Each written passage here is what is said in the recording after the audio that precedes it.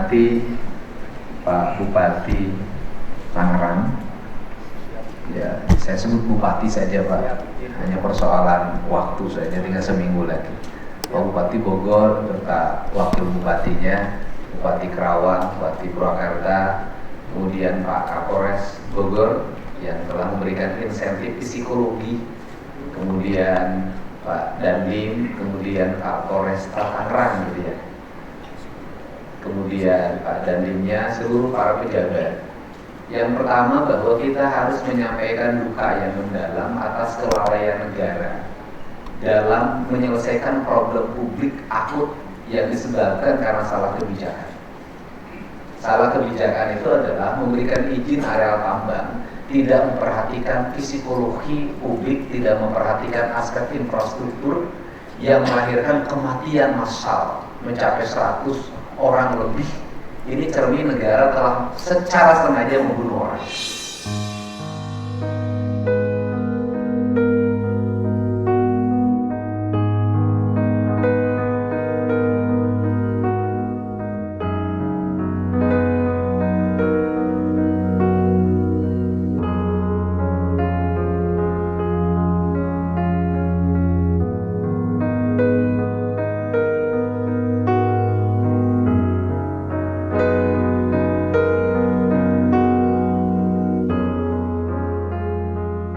Dengan mengizinkan tapi tidak menyiapkan infrastruktur, itu kan sama dengan orang nyuruh pergi ke laut tanpa kapal, kemudian tanpa pelampung, dan kemudian kalau terbunuh itu kesengajaan. Untuk Indonesia, ini kalau di negara lain ini sudah digugat negara. Nah, untuk itu tidak lagi saya minta kepala PU tidak usah terlalu berteori. Nanti begini, waktunya begini. Saya tidak suka orang yang pesimis. Ikut dengan saya harus optimis. Kenapa? Selalu takutannya adalah APH.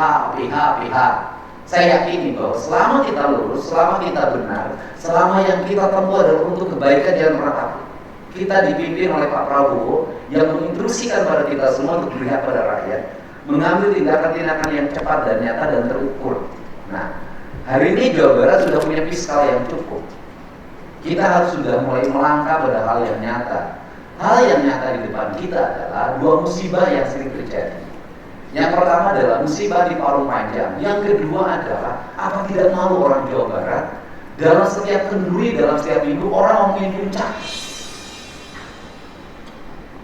Ngomongin puncak, yang pungutan liar, kemacetan, orang pingsan, orang meninggal.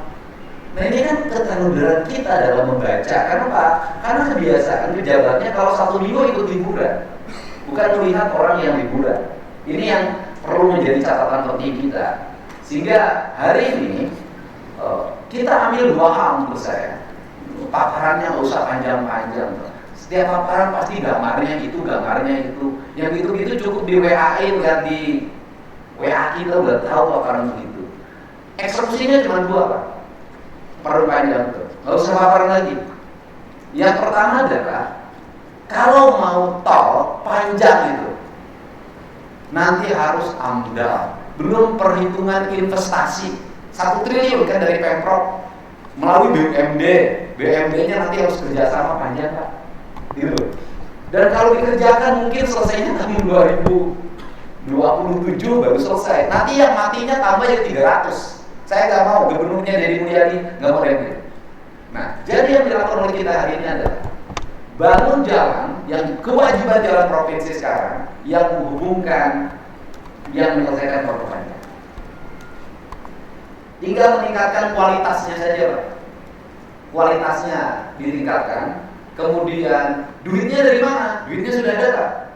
Duit yang di BUMD 70 miliar tarik oleh Pemprov. Kan sudah ada 70 miliar nongol di situ.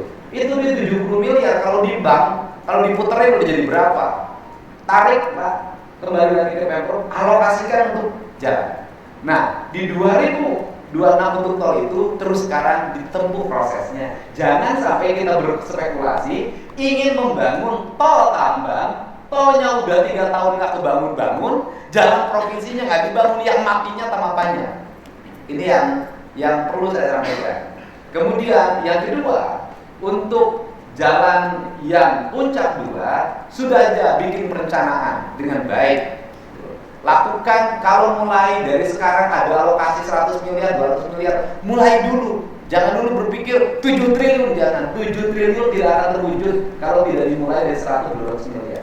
Saya selalu menggambarkan tadi malam, merangkai jalan provinsi jangan terlalu berpikir idealis, harus 8 meter lebarnya, 12 meter, bebasin jalan. Jangan, Pak. Kalau kita buka peta jalan, ada jalan yang tidak diakui oleh provinsi, tidak diakui oleh kabupaten, tidak diakui oleh desa, ya itu dibangun oleh leluhur kita, Pak. Dari desa ke desa nyambung gini, terus nyambung gitu, disusuri, itu digerakin pakai TNI, kemudian pakai alat berat, digerakin gitu aja nyambung. Sehingga yang konsep jalan Sukabumi sampai Pangandaran itu cukup nyambungin jalan desa, nggak usah bikin konsep lagi perencanaan jalan provinsi. Itu cara cepat kita menyelesaikan masalah. Toh pada akhirnya ketika jalannya dibuka, yang pakai juga rakyatnya kan mobilnya ukuran kecil. Ini nih. Nah, rapat hari ini fokusnya satu, bukan membangun jalannya, karena fokus satu hari ini adalah putuskan yang sebagai Pak Kapolres kemarin, bagaimana mengatur jamnya dulu, Pak. Gitu loh hari ini. Kita mengatur jamnya dulu, hari ini putusin, gitu kan? Agar apa? Agar anak sekolah pergi kerja tidak berbenturan dengan mobil tambang. Itu dulu. Kalau urusan jalan mah bangun mah nggak usah rapat begini, gitu loh. Nah itu dulu yang diputuskan awal sekarang. Nah setelah itu nanti baru kita urusan langsung ke puncak 2. Karena puncak 2 lintas kabupaten. Kemudian kalau yang untuk itu kan jalannya sudah ada, itu perencanaannya internal kita aja, Pak. Kemudian tahun ini berapa, kapan tendernya, kita mulai. Itu, Pak. Sekarang silakan mulai dari Pak Kapolres dulu. Nah ini punya gagasan, diimplementasikan. Kemudian langkah-langkah apa yang mesti dilakukan sehingga nanti ketika terjadi pengaturan tidak boleh lagi ada korban. Terima kasih. Bismillahirrahmanirrahim. Assalamualaikum warahmatullahi wabarakatuh. Salam, Om Swastiastu, Namo Buddhaya, Salam Kebajikan. Terima kasih kepada yang terhormat Bapak Gubernur, pimpinan rapat, Pak Sekda, dan mohon maaf serta undangan yang mohon maaf tidak bisa kami sebutkan satu persatu. Kami langsung saja Pak Gubernur mohon izin laporan. Kami sampaikan dulu tentang kemarin hasil pertemuan kami dapat kunjungan Pak Gubernur ke kantor kami terkait pengungkapan narkoba 1 ton. Kami langsung curhatlah terkait masalah lama panjang. Langsung ke slide nomor yang jumlah kendaraan. Ya, balik. Mohon izin Pak Gubernur.